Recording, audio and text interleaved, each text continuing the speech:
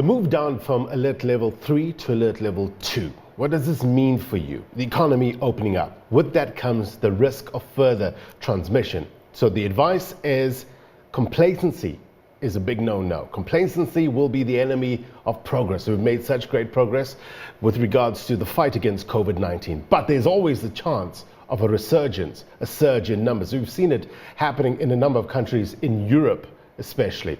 So let's get a sense of what this all means for people here in South Africa. Take you back now to the Northern Cape. Neria Hlakotsa is still on that game drive and she's getting reaction to what this all means. Neria, tell us more.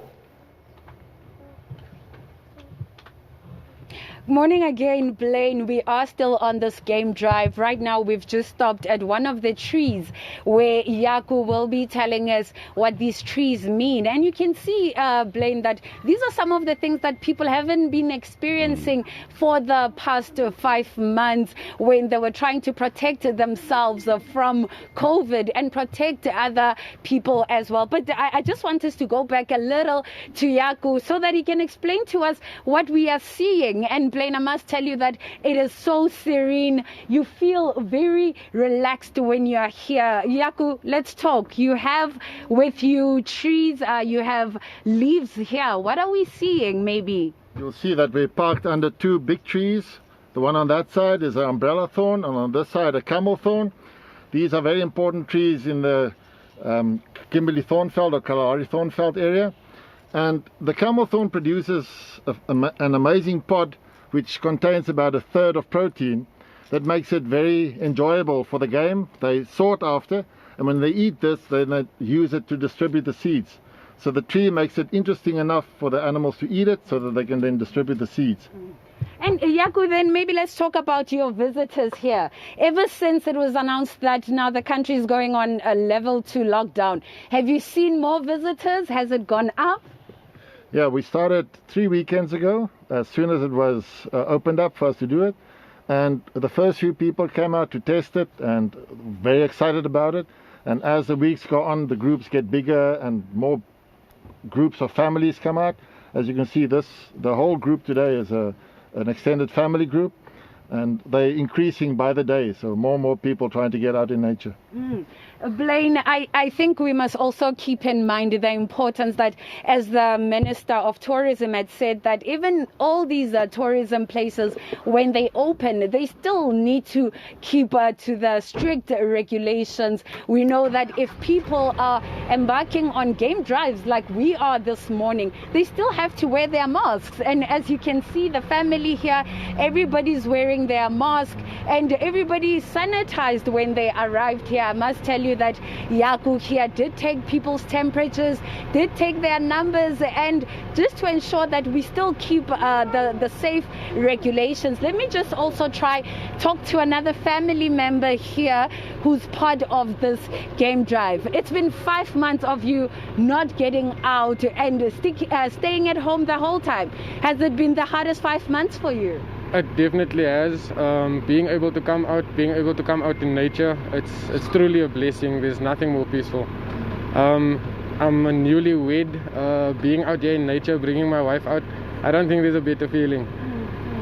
Speaking of being a newlywed, during the lockdown, amongst other things that they were talking about was how couples are being strained, because now you are stuck in the same room, in the same house for so long. How has it been for you and your wife?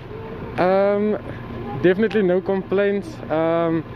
We do need to get back into routine, back to work. It's going to be hard. We're going to start missing each other because we're so used to just spending each day with each other.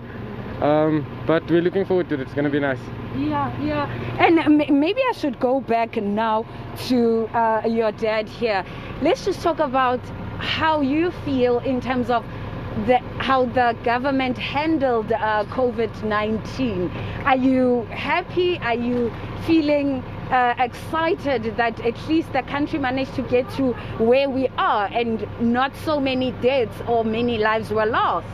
Absolutely. I think it was time to open up the economy because we need to recover with the losses, though it will take a long time for us to recover, but this is a step in the right direction.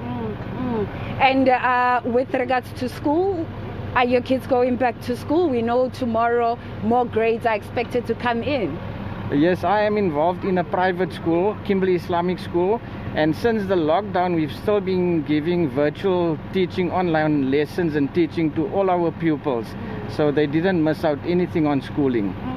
And speaking of virtual learning, was it hard at the beginning, and how are you feeling about virtual learning right now? Look, this COVID story is going to be with us for some time, and the virtual learning has helped a lot.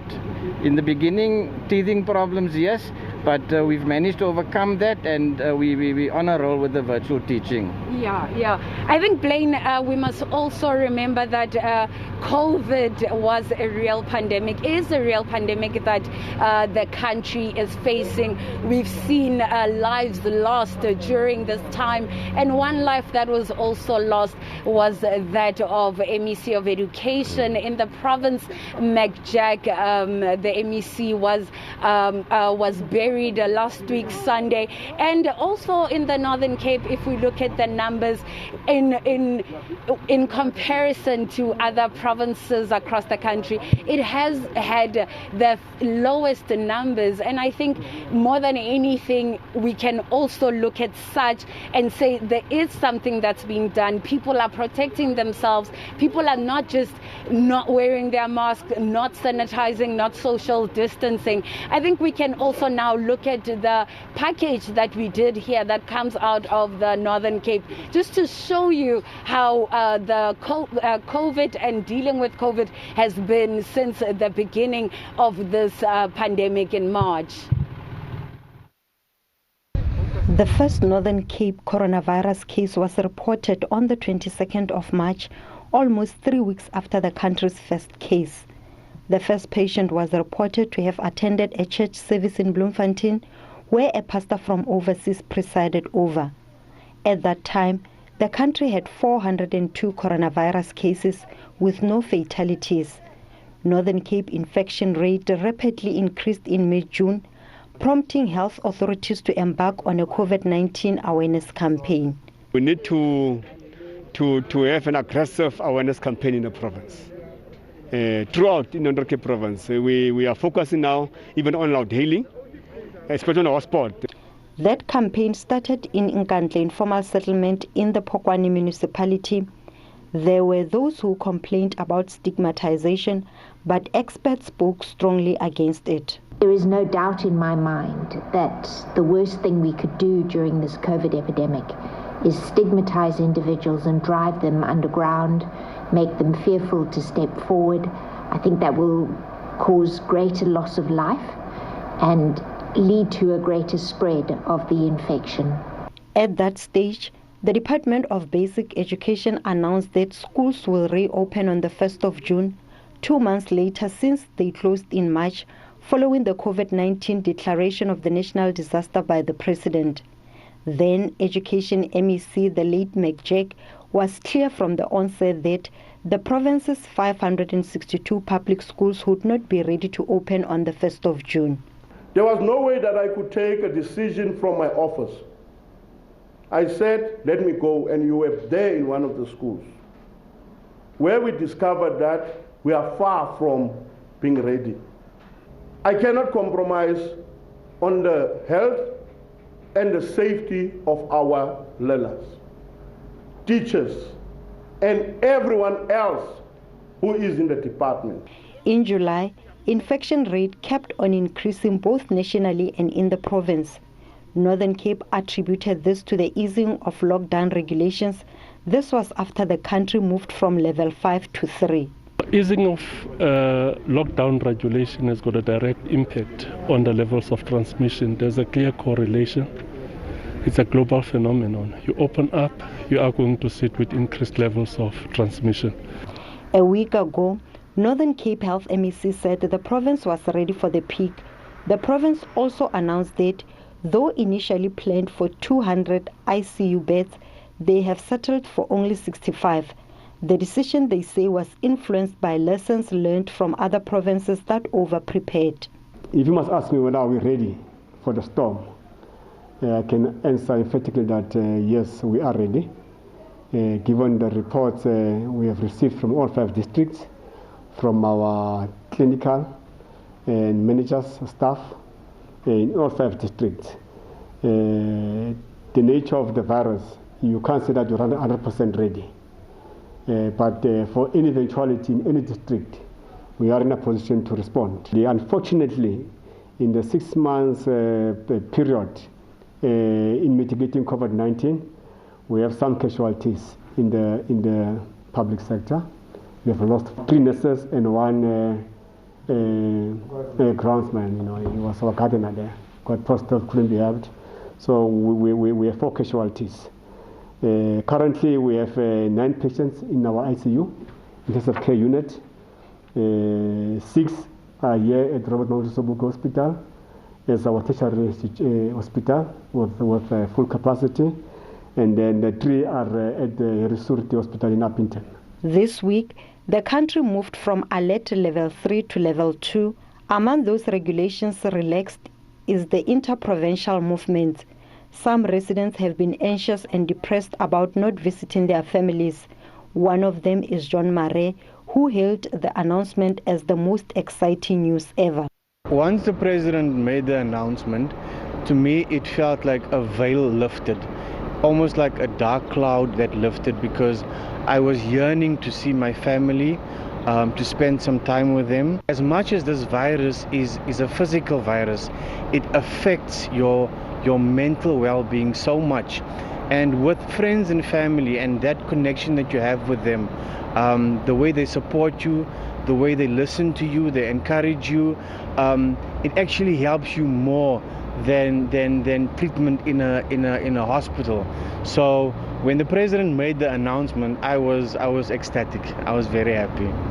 MEC for Health announced that the province will make public the list of all PPE contracts for scrutiny. As the country's COVID-19 infection number steadily decreases and most economic sectors back into activity, authorities have warned of complacency as this might lead to the second surge.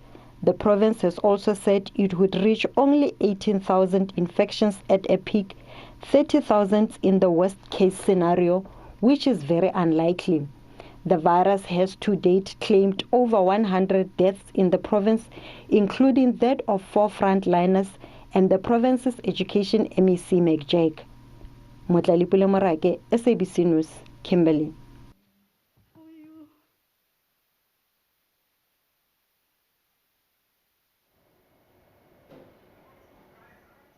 By my colleague Motlalepule Morake, just giving us an idea of how the Northern Cape has been dealing with COVID-19.